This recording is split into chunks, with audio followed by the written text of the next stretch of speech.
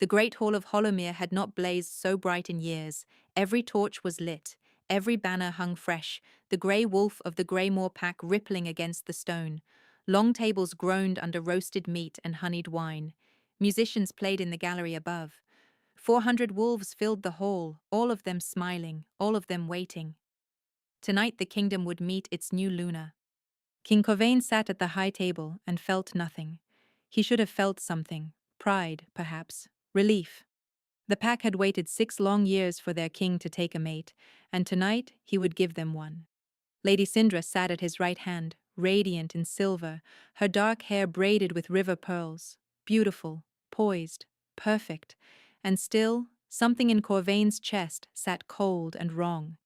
His wolf had been pacing since dawn, not with hunger, not with want, with an ache older than either. A low, restless pull, as though a rope had been tied to his ribs and someone, somewhere in the hall, kept giving it the smallest tug. He scanned the crowd and found nothing. Nobles, warriors, elders, servants moving between the tables with jugs and platters. Then a girl stepped out from the kitchen doors, and the rope pulled hard. She was no one. A kitchen girl in a plain grey dress, her sleeves rolled, a heavy tray balanced against her hip. Thin, tired. A faint bruise of sleeplessness under each eye. Her hair was the color of dark honey, pinned back in a hurry. She kept her gaze down, the way servants learned to, and crossed the floor toward the high table without once looking up. Corvain could not look away from her. He did not know her face. He was certain of that, and yet his wolf rose to its feet inside him, ears forward, breath held, staring at this stranger as though it had been waiting its whole life for her to walk through a door. Recognition, not desire, not curiosity.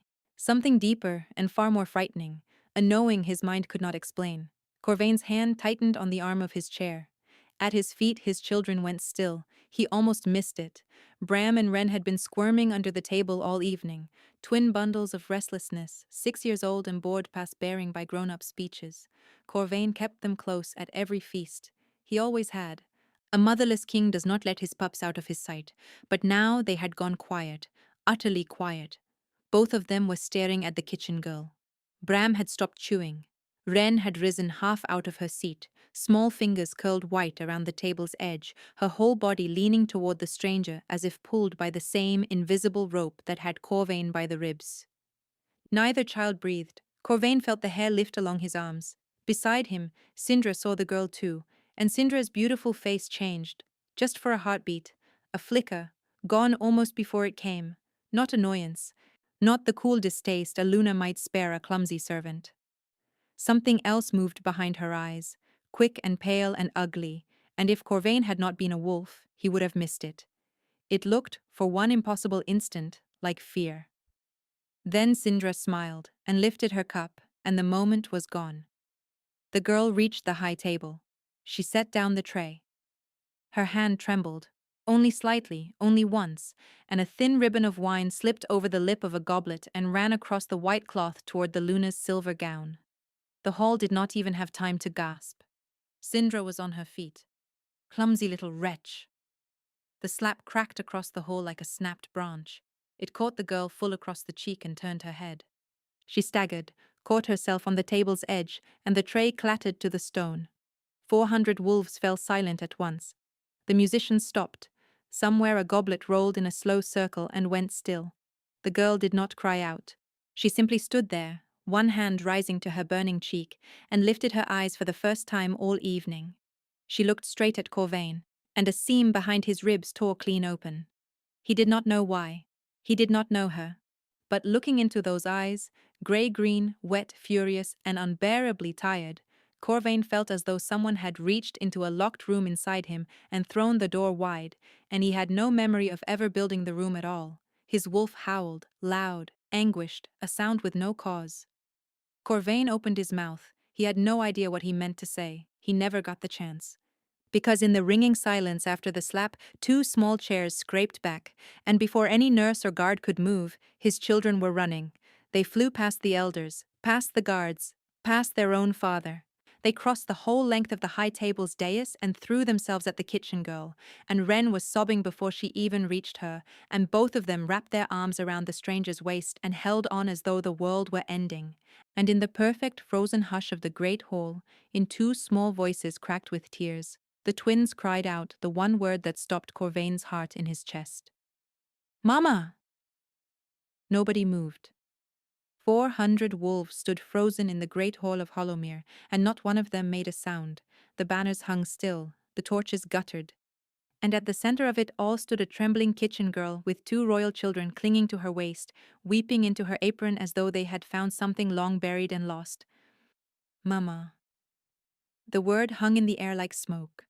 Corvain was on his feet. He did not remember standing. His first wild instinct was that he had misheard, that the whole hall had misheard. But he could see the twins' faces now, buried against the girl's ribs, and there was no mistaking it.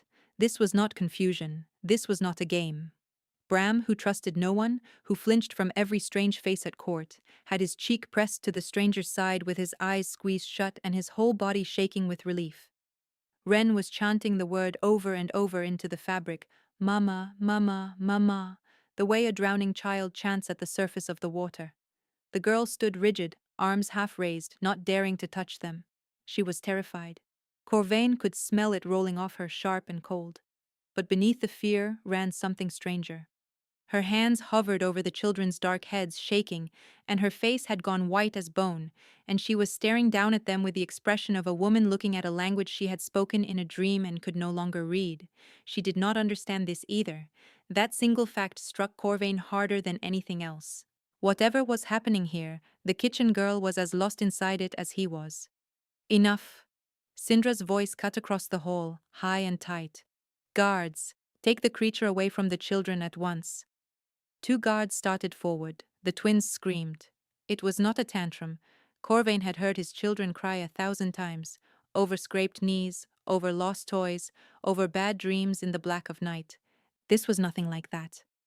Bram whirled to face the guards with his small teeth bared and an actual snarl tearing out of his throat, a sound no 6-year-old should be able to make. Wren locked both fists into the girl's dress and shrieked as though the men were coming to kill her. Don't touch her! Bram's voice cracked down the middle. Don't you touch our mama! The guards stopped. They looked to their king. Hold, Corvain said. The word came out low, but it filled the hall. The guards froze where they stood. Corvain came down from the dais slowly. Every eye in Hollowmere followed him. He crossed the floor to where the girl stood pinned beneath his weeping children, and up close she was smaller than he'd thought, and younger, and the red print of Syndra's hand still blazed across her cheek. She flinched as he neared, but she did not run. She could not. The twins had her anchored, and so she only lifted her chin and met his eyes with a defiance that had no business surviving in a servant, and Corvain felt that locked door swing wide inside him again. What is your name? He asked. Her throat worked. Viola, Your Majesty. Barely a whisper. How long have you served in my kitchens? 6 weeks. 6 weeks. Corvain's mind turned it over. 6 weeks in the lowest scullery, unseen, unremarked. And his children, who had never once in their lives spoken that word, not to a nurse, not to a governess, not to the woman he was about to make their Luna, had crossed a crowded hall to press it into her skin. He crouched. Bram and Wren did not release the girl, but they turned their tear-streaked faces toward him, and Corvain looked at his son and his daughter and asked very gently, Little ones, why do you call her Mama? Bram looked at him as though the question made no sense at all. Because she is, he said simply. Wren nodded against the girl's hip. She sings the moon song, she whispered. Nobody knows the moon song, only Mama. Corvain went cold to the bones. He did not know what the moon song was, but his daughter had said nobody knows it with the certainty of a child stating that fire is hot, and somewhere in the ruined, locked room inside his chest, something ancient turned over in its sleep. A hand closed on his shoulder. Corvain. His aunt's voice, low and smooth. This is a spectacle. Send the girl to the healers, put the children to bed, and let us not feed the gossips a feast. He looked up. The Dowager Morwenna stood over him in her grey and silver, tall and unbothered, the most composed woman in the kingdom. She had raised him after his father died. He had never in his life seen her afraid, but when her gaze dropped to Vela's face, truly landed on it, cheekbone and jaw and grey-green eyes, Morwenna went still, only for a heartbeat, only for the space of a single breath. She stopped. Then she recovered, as she always recovered, and her mouth curved into the ghost of a smile. But Corvain had seen it. His wolf had seen it. And for the first time in his life, watching his unshakable aunt look at a nameless kitchen girl, Corvain Greymore felt the cold, certain weight of a question settle into his gut. What is it that the two of you already know? They took Viola to the West Solar and the twins would not be parted from her. Corvain allowed it. He told himself it was practical, the children were hysterical, the girl was the only thing that calmed them, and a screaming pair of royal pups was no way to end a feast. But the truth sat heavier and quieter than that, and he knew it. He allowed it because his wolf would not let her out of his sight. He posted Dane, his beta, at the door. He sent for the old healer.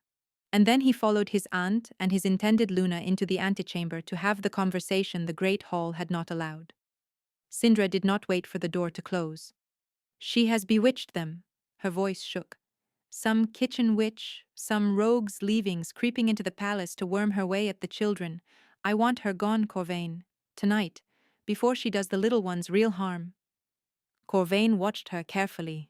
Too carefully. He had known Sindra for 2 years. He knew her tempers, her pride, the cool cruelty she showed to servants when she thought no one was watching. He had seen her jealous. He had seen her furious. He knew the shape of both. This was neither. Sindra was pacing. Her hands would not stay still. She kept touching her throat, her braids, the pearls at her wrist, and her scent had gone sour with something that had no place in the mouth of a woman about to become queen. Fear. Raw and bright and badly hidden. Not the fear of a rival. The fear of someone standing on ice and hearing it crack. Why are you frightened? Corvain asked quietly. Sindra stopped. I am not frightened. I am concerned for your children. You've never once been concerned for my children. He said it without heat, which made it worse. You could barely stand to touch them, so tell me, Sindra, a ragged girl who cannot lift her eyes to a table, what is it about her that makes the future Luna of Greymore tremble?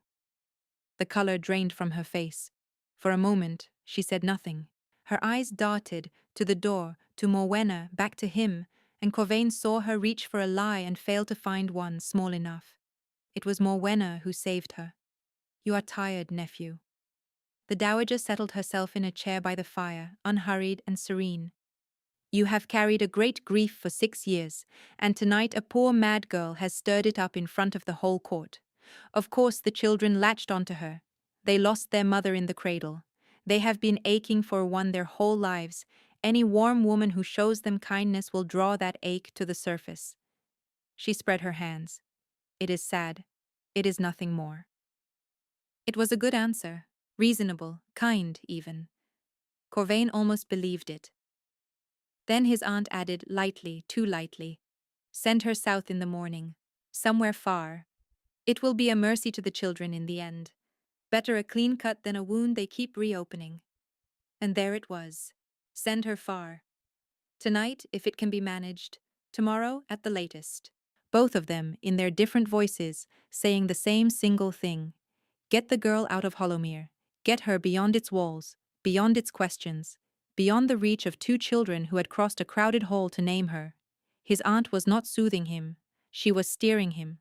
The realization opened under Corvain like a trapdoor. Leave me, he said. Morwenna rose. Sindra hesitated, then followed. At the threshold his aunt paused and looked back at him, and for a moment the firelight caught her face, and Corvain thought, he could not be sure, but he thought that she looked almost sorry.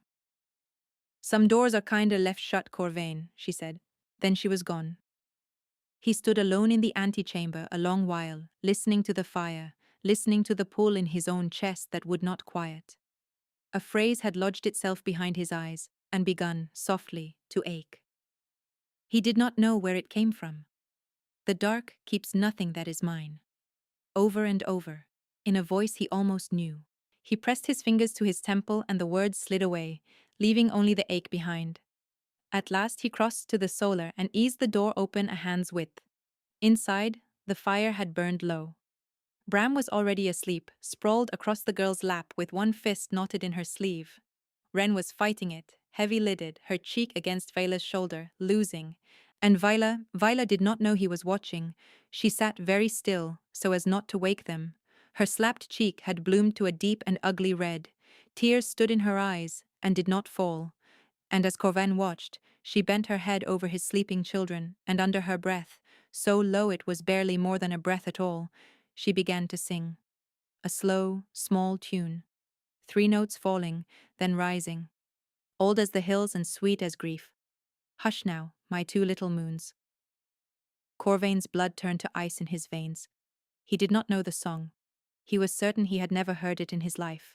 And yet every hair on his body stood on end, and his wolf lunged up snarling inside him, and the ache behind his eyes flared white-hot, because somehow, impossibly, he knew the next line before she sang it. The night is long, but I am longer. Vaila sang it. Corvain stepped back from the door, his heart slamming against his ribs, one thought roaring louder than all the rest. His children were right. Nobody knew that song. It had died 6 years ago, in a birthing room, with their mother. So how did a kitchen girl who had lived in his walls for 6 weeks know how it ended?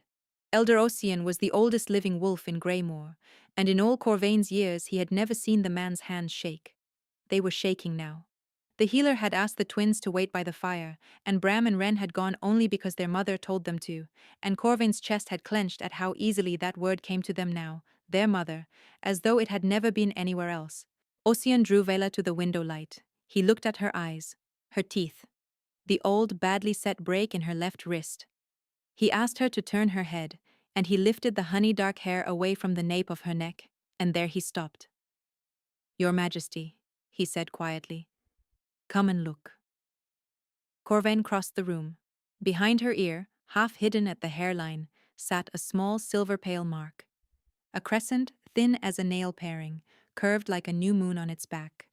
Corvain knew that mark. He had kissed it 1,000 times without knowing why it moved him, on the necks of his own children, one behind Bram's ear, one behind Ren's, in the exact same place. The pack healers called it the mother mark, a bloodline seal. It passed from a she-wolf to the children of her body and to no one else in all the world, and it could not be bought or forged or faked. The twins carried Vaila's mark because Vaila had carried them. "It is not possible," Corvain heard himself say. "It is on her skin, my king." Ossian's voice was gentle and terrible. "Skin does not lie." Vaila had gone white. "I don't understand what's happening to me," she whispered. "Please. I only came here for work. I don't understand any of this." Ossian took her wrist again, and this time he pressed his thumb to the inside of it and closed his eyes, the way the old ones did when they were listening to the blood instead of the words. For a long moment he said nothing. Then his face changed. "Veilroot," he murmured. "What?" said Corvain. "There is veilroot in her blood. Old. Years old. Layer on layer of it." Ossian opened his eyes, and they were wet. "It is a memory poison, Your Majesty, a cruel one. A single dose steals a night. Given again and again, over weeks, it hollows a mind out like a gourd. It takes the years, the names, the faces, and leaves the body walking around the empty place where a life used to be." He looked at Vaila with something close to grief. This woman did not lose her memory to illness or a blow. Someone fed it to her, patiently, on purpose. The room was very quiet. Corvain felt the floor shift under him. "Ossian," he said. "The children's mother died 6 years ago, in the birthing room. You were her healer. You signed the record." And now the old man's hands truly shook. "No, my king," he said. "I did not." Corvain went still. "I attended her through the labor," Ossian said, and every word seemed to cost him. "The birth went hard, but it went well. 2 living pups, a living dam, and then your aunt's own woman came to the door and told me the dowager required me elsewhere. Urgently. I protested. I was overruled. I was walked out of that room by 2 of the dowager's guards, and the door was shut behind me, and I never saw the Luna again." His voice dropped. "They told me she bled out an hour later. They told me the body had already been given to the fire by her own dying wish, before I could return. I never examined her. No one did. I have carried that shame for 6 years, and told myself I was a coward and a fool. He looked up at his king. I was not a fool, Ossian said. There was no body, your majesty, because your Luna did not die in that room. They carried her out of it alive. She would not let him near her. Corvain had faced down rogue pacts and border wars and a poisoned cup at his own coronation, and none of it had prepared him for the way a slight kitchen girl braced herself against a wall when he stepped through the door the next morning. Viola put the width of the whole room between them before he had taken 3 steps. Her back found the stone. Her chin came up, and she looked at him with such raw, bottomless loathing that his wolf whimpered inside him. Send me away, she said. Please. Whatever this place wants from me, I don't have it. Let me take the road south, and I'll never speak a word of any of it. South. The same direction his aunt had wanted her gone. Corvain pushed the thought aside. You're safe here, he said. No one will touch you again. You have my... Don't. The word cracked out of her. Don't give me your word. He stopped. Her chest was heaving. She looked as shocked by her own fury as he was. She pressed the back of her hand to her mouth, as if she could push the anger back in, and when she spoke again her voice shook. I don't know you, she said. I know that I don't. I have never in my life stood in a room with a king. And yet, her eyes filled. And yet I look at you, and something in me wants to scream. Something in me is so angry I can hardly breathe, and I don't know why, and I have not slept, and your children keep calling me a name that isn't mine, and I am so frightened I think I am losing my mind. Corvain stood very still. Everything in him strained toward her. He made himself hold his ground. Tell me about the song, he said gently. Viola flinched. What? The moon song, the one you sang to them last night. Where did you learn it? And there it was, the thing that undid her. Her face crumpled, not with anger now, but with a bewilderment so deep it looked like pain. I don't know, she whispered. I've always known it, the way you know your own name, the way you know how to breathe. I can't remember a time before it, and I can't remember a time I learned it. It's just there, it's always been there, in the empty place. Her hand pressed flat to her own chest. There's a hole in me where a life should be. I have years I can't account for. I have grief with no grave. I wake up crying for people I can't picture and a home I've never seen, and I have taught myself not to look too hard at the dark inside my own head because every time I do, she broke off shaking. Every time you do, Corvain said softly. What? Vela lifted her eyes to his, and something moved behind them, a shape surfacing from very deep and very far, breaking toward the light. Every time I do, she said slowly, I see rain, and a moon over black trees, and a man's back walking away from me down a road. Her voice had gone strange and distant. That's one, and then there's another, somewhere else, some other time. I'm holding something, something small and warm, 2 somethings, and I'm calling out, and a door is opening that shouldn't, and the last thing She stopped. The blood drained from her face. Her eyes came back into focus and fixed on Corvain, and for one endless moment neither of them breathed, because the fragment had risen all the way up and shown her its face, and its face was his. Get out, she said. Viola, get out. She was crying now, backing along the wall toward the children, toward the only thing in this nightmare that felt true. I don't know what you are. I don't know what any of you did to me, but I know that road.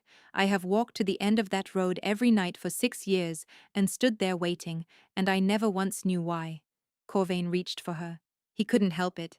His hand came up. She recoiled as though he'd struck her, and out of the black hole where her life used to be, out of the fog and the veil root and 6 stolen years, a single sentence tore loose and fell from her mouth before she could stop it.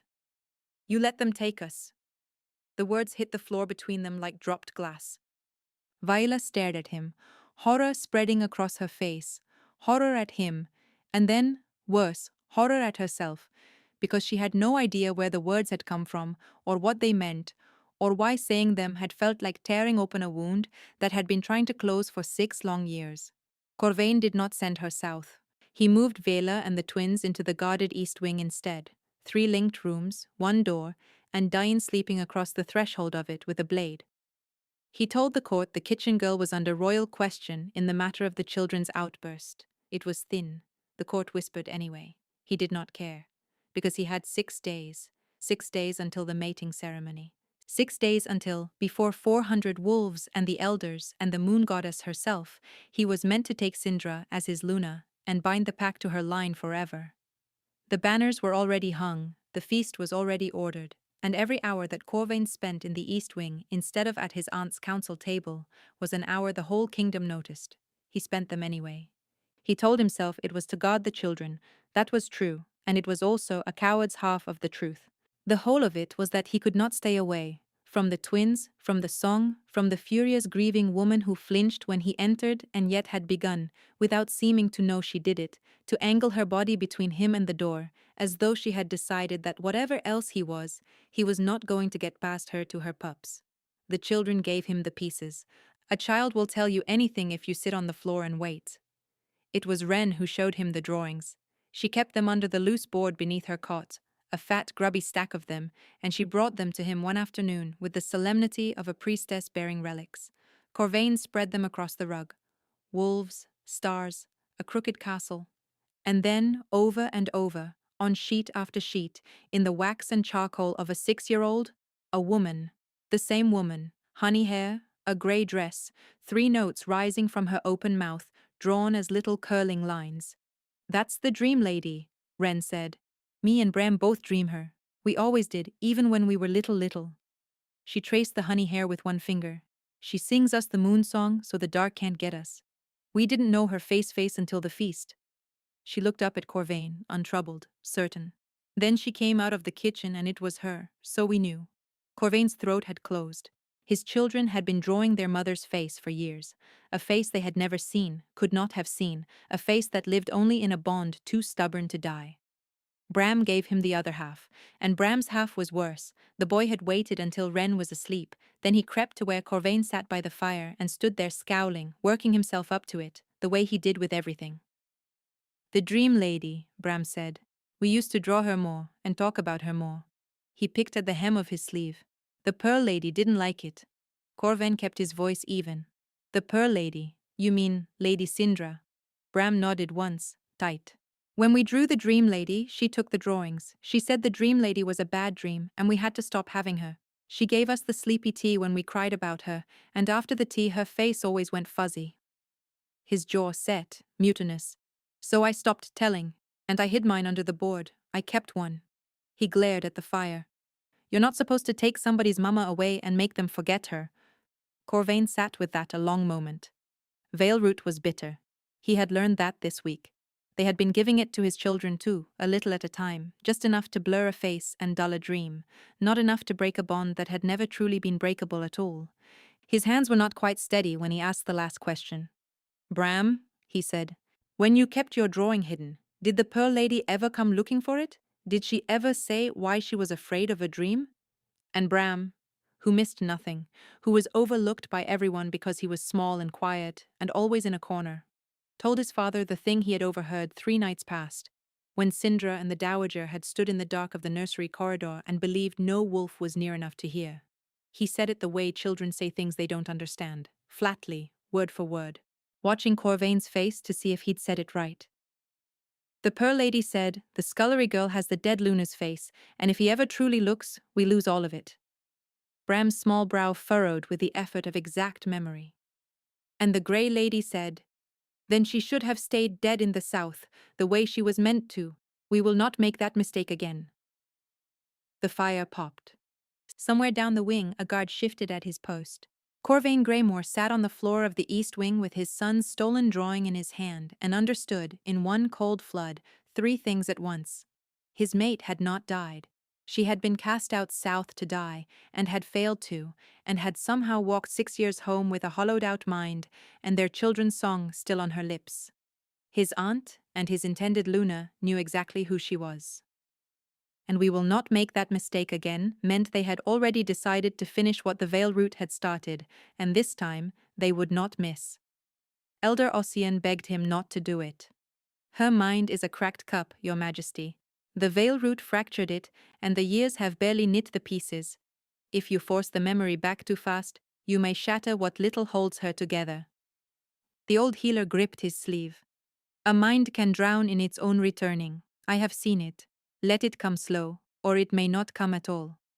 She has 5 days, Corvain said, and my aunt has already decided she won't see the 6th.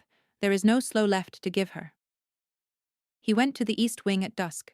Viola was singing when he reached the door. He stopped in the passage and listened, and it was the moon song again, low and sweet, the twins tucked to either side of her on the wide bed. Hush now, my two little moons. Bram's eyes were already closing. Wren was watching her mother's mouth. The night is long, but I am longer. The melody turned and dipped and climbed toward its ending, and stopped. Viola's voice simply failed. It happened the way a hand fails to close over a wound too deep to touch. She hummed past the place where the last line should go, skipped it, circled back to the beginning as if it had never been there at all. Mama. Wren's voice was small and stubborn with sleep. You never do the end. There's no end, little love. Viola smoothed the child's hair. It just goes round and round. There is an end. Wren's lip trembled. In the dream there's an end. You always used to do the end, and then… She screwed her face up, chasing something too far away for a 6-year-old to reach. And then the dark can't get us, but you stopped. Viola's hand had gone still in her daughter's hair. I don't know the end, she whispered, and there was a note of quiet terror in it, the terror of a person standing at the edge of the hole in themselves. I've tried. Every night for 6 years I have tried to finish it, and every night my throat closes and I can't. The dark keeps nothing that is mine. The words came from the doorway. From Corvain. He had not decided to say them. They rose out of him the way they had been rising all week, out of the buried room, out of the grief his aunt had packed in wool and locked away, and this time he did not press them down. He said the line she could not sing. He said it in the voice he had said it in 6 years ago, under a hunter's moon, with his hands spread over the swell of her belly and 2 heartbeats fluttering under his palm. The dark keeps nothing that is mine. Viola's head came up. For one heartbeat her face was utterly blank, then it was not. It hit her like the sea hits a breaking dam. Her eyes went wide and fixed on nothing, and her whole body drew rigid, and a sound left her that Corvain would hear in his sleep for the rest of his life. Half gasp, half sob, the sound of a locked door blown off its hinges. She swayed. Her hand flew to her temple. Bram sat up, frightened. Wren grabbed her sleeve. Vela. Corvain crossed the room. Vela, breathe. There was a moon. Her voice came from very far away. There was a moon over black trees, and your hand, you said. She was shaking now, hard. 2 heartbeats. You said it to 2 heartbeats. You said the dark would never… She pressed both hands to her head as though it might come apart.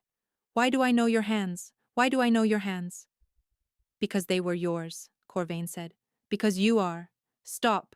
She recoiled, wild-eyed, backing off the bed, gathering both children against her by instinct even as she fled the truth. Tears streamed down her face.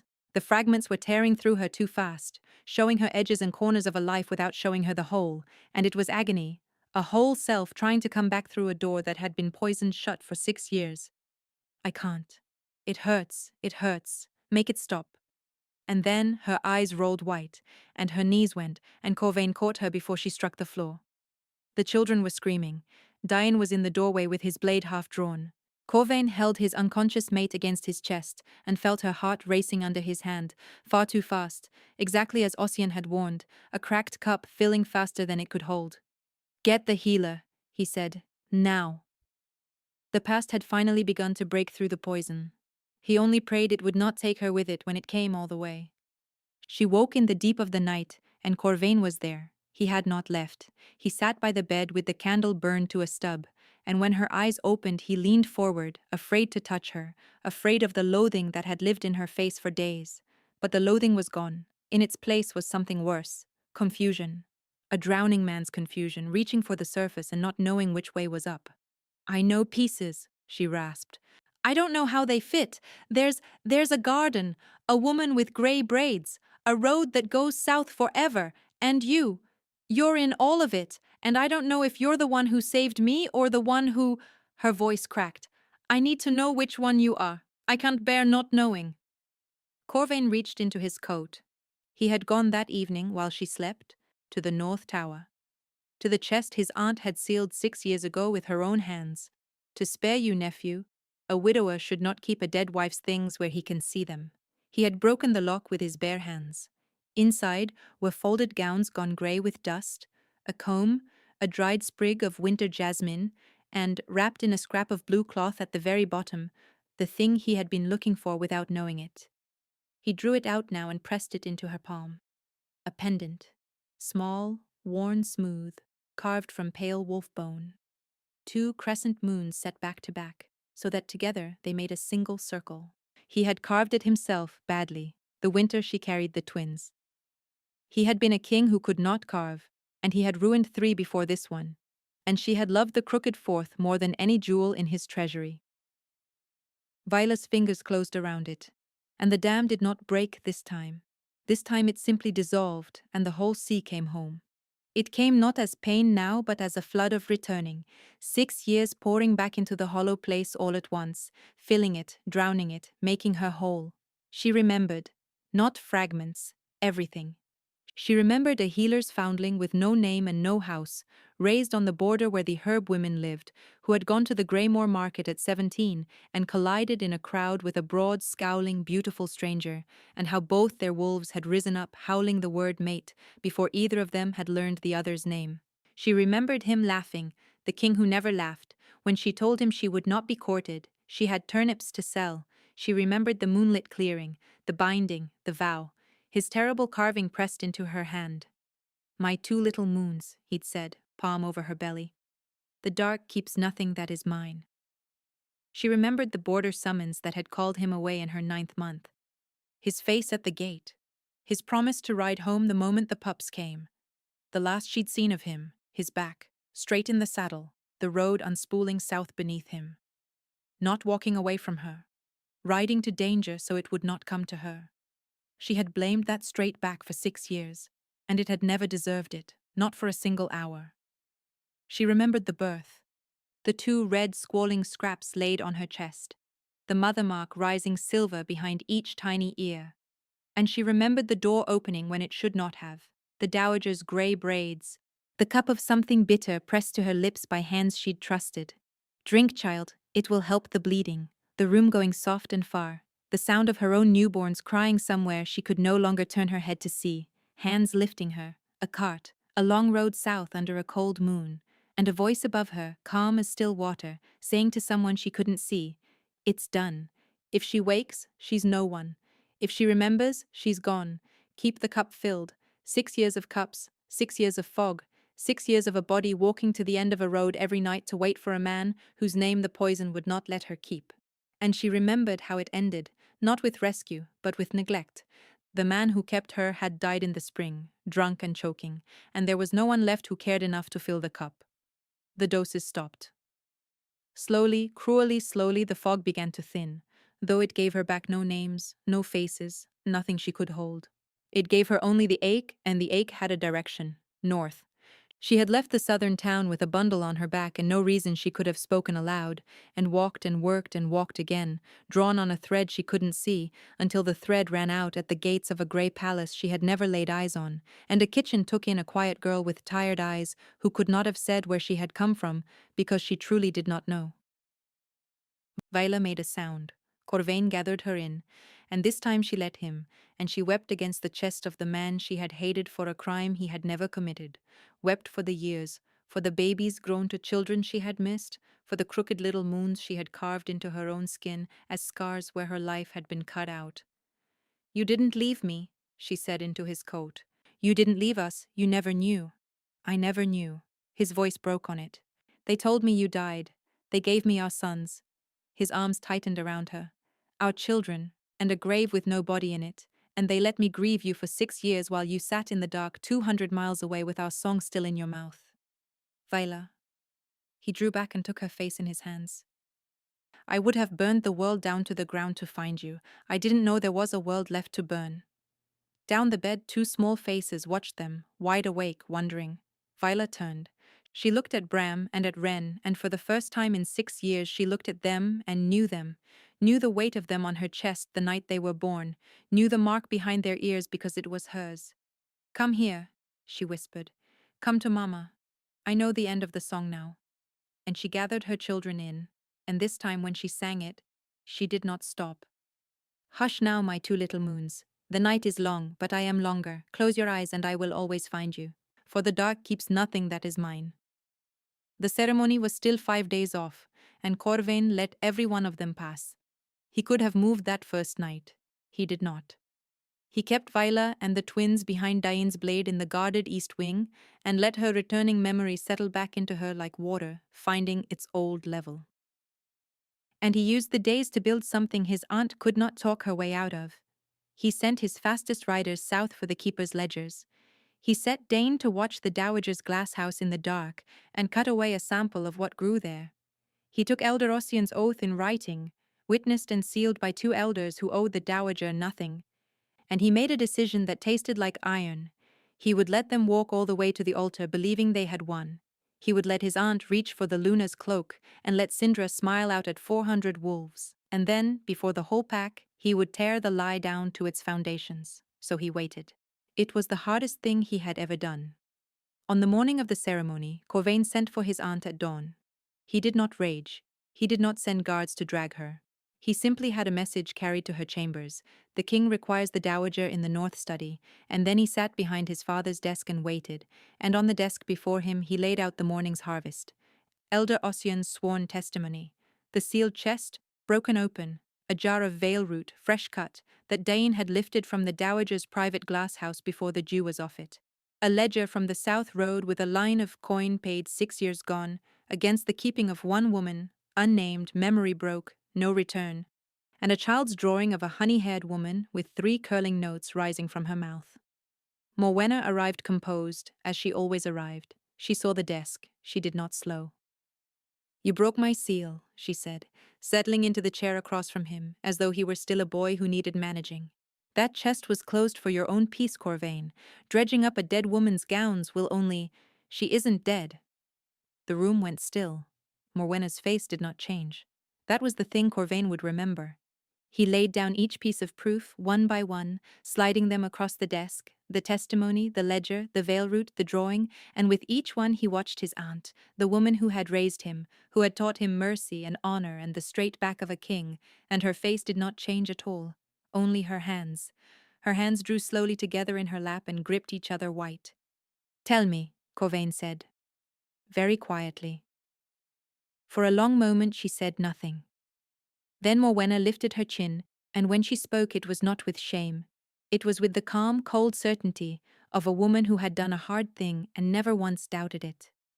"You were 19 when your father died and left you a crown and a border war," she said. "I held this pack together with my own 2 hands while you learned to be a king, and then you went to a turnip market and let your wolf pick you a foundling. A no-name girl from a border ditch with no house, no dowry, no alliance, nothing to bring the throne but a pretty face and a fertile belly." Her lip curled. "The elders would have swallowed it eventually. The neighboring packs would not. A Luna is a treaty, Corvain. She is a border held or a border lost. Your father knew it. You were too besotted to. So you sold her." "I removed her." Morwenna's voice sharpened. "I gave you your heirs, 2 strong pups with your blood and your mark, everything the pack needed from her and nothing it didn't. And I gave you a proper match, my sister's daughter, noble blood, 3 allied packs, a Luna the whole north would kneel to." She leaned forward. "I did not kill your children's mother. I was merciful. I sent her south to be no one, and I kept her mind quiet so she could never come back and tear this family apart. Everything I have done for Greymore, for you." "And the veil root in my children's cups?" For the first time, something flickered. "A dream," she said. "A troublesome dream that kept surfacing. A few drops to help them forget a mother they never knew. It harmed nothing." Corvain rose. He did not shout. His aura rolled out of him slow and vast and cold, and the windows shivered in their leads, and the candle flames bent flat, and every proud line of the Dowager Morwenna went rigid in her chair. "You looked at me every morning for 6 years," he said, "across this pack's own table. You watched me lay flowers on an empty grave. You watched my sons cry for a dream, and you gave them veil root to make the dream stop. And you called it mercy." He set his hands on the desk and leaned into the light. "You did not do it for me, Aunt. You did it because you could not bear that the future of Greymore would carry a border girl's blood instead of yours. You dressed your ambition as duty, and you have worn it so long you have forgotten it was ever a lie." Morwenna's composure cracked at last. Corvain, there is one thing you told the truth about. He straightened. A Luna is a border held, so watch aunt while I hold mine. He turned to the door. Bring Lady Sindra, he said to the guard. The dowager will wait here. She is not to leave this room. And Morwenna, for the first time in her life, was afraid, because she had heard that particular calm in only one other voice, once, long ago. Her brother's, the old king's, the voice of a grey Moor, who had stopped asking and started deciding. Sindra came smiling. She swept into the north study in the pearl grey she'd chosen for the last fitting of her Luna's gown, certain she'd been summoned for some final tenderness before the ceremony, and the smile lasted exactly as long as it took her to see three things: the broken chest, the dowager sitting rigid and grey by the window, and the king's face. Then she knew. Corvain watched the knowledge arrive. He watched her understand, in the space of a single breath, that every card had turned face up. Corvain. Her voice was honey and panic. Whatever she's told you. A flick of her eyes at Morwenna, ready in an instant to feed her own aunt to the wolves. Whatever you think you've found, I can explain. I was a girl. I did what I was told. I never wanted. You took the drawings from my children, Corvain said. You gave them the tea to make them forget her when they cried. That was not your aunt's hand. That was yours. Her mouth opened, closed. I loved you, she tried. Everything I did because I love. Do not. The two words dropped like stones. Do not say that word in this room. You knew she was alive. You knew whose eyes those children had. You stood beside me at a grave you knew was empty, and you let me lay flowers on it, and you called it love. His voice never rose, and that was the terror of it. Say it plainly for once in your life. What did you order? And Sindra, cornered, unmasked, with nothing left to lose, did the one thing that sealed her. She lifted her chin and she smiled, and the honey went out of her voice, and what was left underneath was pure ice. You want it plainly? She said. The scullery girl doesn't reach the ceremony. I gave the order 3 days ago. She saw his face change and she laughed, high and reckless.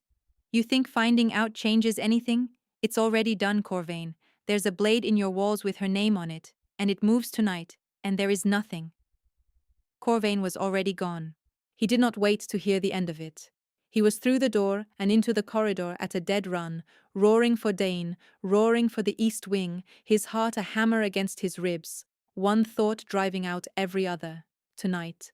The ceremony was tonight, and his mate and his children were at the far end of the palace, with a killer already loose inside its walls. The blade came at dusk, and it never reached her. The assassin was one of the dowager's South Road men, quiet and patient, and he slipped the east wing guard and crossed the sitting room to the bedchamber door with 6 years of practice in his hands. What he had not counted on was that the kitchen girl was a kitchen girl no longer. The veil root was out of her blood. Her wolf had come home with her memory, and a mother's wolf standing between a stranger and her pups is the oldest, deadliest thing under the moon. He came through the door low. Viola met him. By the time Corvain and Dane reached the wing, it was already over, and Viola was standing in the center of the room with the twins behind her, and a fire iron in her fist and her chest heaving, alive, alive, and alive. Corvain crossed the room and pulled all 3 of them into his arms and did not let go for a long time. Then he stood, and the set of his face had changed, and he said, Dress them well, all 3 of them. We have a ceremony to attend. The great hall of Hollowmere blazed as bright that night as it had the night of the slap. 400 wolves filled it, exactly as before. The banners, the torches, the elders in their moon-grey robes. Sindra's lunar gown waited on its stand. The whole kingdom had gathered to watch their king take his mate, and word had raced ahead of them all day, something has happened, something is wrong, so that the whole hummed like a hive as Corvain walked the length of it and mounted the dais alone. The head elder lifted his staff. Beneath the eye of the moon, we gather to bind. We gather, Corvain said, to hear the truth. And then you may decide, all of you, whether there is a binding to be done at all. He told them everything. He told it plainly, the way Bram told things. The market, the mating, the vow, the border summons, the birth, the silenced children, the empty grave. 6 years of veil root and a woman cast south to be no one. He did not spare himself. He told them he had grieved a lie and married toward another one and never looked hard enough to see. And as he spoke, the hum in the hall rose to a roar, and heads turned, and near the front a proud woman in pearl grey went slowly, terribly white. "Bring her," said Corvain. The doors opened. Viella walked the length of the great hall in a gown the color of a hunter's moon, a child's hand in each of hers, and 400 wolves fell silent to watch her come. She did not keep her eyes down this time. She looked at every face, and when she reached the dais, the elders drew back, because they had all felt it now. The thing the twins had felt at the feast, the thing Corvain's wolf had known before his mind would, the truth rolling off her like heat off a stone. Old Ossian stepped forward and lifted the honey hair from behind her ear and showed the whole the silver crescent. Then he showed them the same mark behind Bram's ear and behind Wren's, the mother mark, the seal that cannot be forged. The whole made a sound like a held breath let go all at once. "This is your Luna," Corvain said. "She has been your Luna for 6 years. Some of you served her. All of you mourned her. She was stolen from this pack by the two people I trusted most in the world, and she walked home through the dark with your future king's sons carried in her heart when the rest of her had been emptied out." He turned then at last to Sindra. She was already backing toward the wall. There was nowhere to go. Sindra of House Varl. His voice filled the hall to its rafters, and the alpha weight behind it drove the whole assembly to stillness. "You knew. You silenced my children. You ordered my mate's death within these very walls not 1 hour ago, and it failed only because a mother is harder to kill than you understood." He drew breath. "There is no bond between us to sever, because you never let one form. So I do not break a bond, I strip a lie. Before this pack, and beneath this moon, I name you false. I name you kinslayer's hand, and I cast you out. You are no one's Luna, you never were. Go, before I let her finish what you started." Sindra's legs gave. She sank to the stone in her pearl grey, and no one moved to help her, and the silence that met her weeping was the coldest sound in the world. And the dowager Morwenna, brought in under guard to hear it, upright to the last main she, sa. Corvain did not exile, though the hall howled for it, though every part of him wanted to. She was his father's blood and his own, and some wounds a man does not choose to carry into the rest of his life. "You will keep your life and your name," he told her, and it cost him, and everyone could see that it cost him. "And you will lose everything else. You will hold no title, no voice, no place at this table. You will live out your years in the north, holding where you sent her, and you will look south down that road every day, and you will remember who walked home up it." His voice dropped. "For her alone. You called it mercy once. This is what mercy actually costs, aunt. Learn it slowly." Then he turned his back on both of them and held out his hand to the honey-haired woman in the moonlit gown, and 400 wolves rose to their feet and roared for their true Luna until the torches guttered in the wind of it. The road out of Greymoor ran south past the palace walls and did not stop until it reached the border. Viola knew every stone of it. For 6 years, in a fog she couldn't name, she had walked to the end of a different road in a different town and stood there at dusk, waiting for something she couldn't remember to want. Now she walked this one in daylight, with her memory whole and her hand in her mate's, and at the place where the palace gardens gave way to open country, she stopped. "Here," she said. "This is where I watched you ride away. I've stood at the end of 100 roads waiting for you to come back up this one." She looked at him. "You never did. I know." Corvain did not reach for excuses. There were none, and she would not have wanted them. "I can't give you the 6 years. I've tried to think of a single thing that makes it right, and there isn't one. There's only what's left." He turned to face her fully. "I would like to spend what's left earning back one day of the 6, and then another, for as long as you'll let me." Viola was quiet a while. The wind moved the grass. "I hated you," she said. "For years I hated a straight back on a horse. It turns out I was hating the wrong thing the whole time, and the person who deserved it was pouring tea for my children and calling it kindness." She let out a slow breath. "I don't know how to hand you 6 years of trust like it never left, Corvain. I don't think anyone could. But I know your hands. My wolf never once stopped knowing your hands, even when the rest of me was empty." Her voice thickened. "So we start there, at the hands, and we go slowly." "We go slowly," he agreed. A shriek of laughter split the quiet. Down the slope, Bram and Wren were running through the long grass, with Dane lumbering after them, pretending badly to be a bear. Bram tripped and rolled and came up shouting. Wren flung herself at the beta's knees. They were loud and filthy and gloriously ordinary.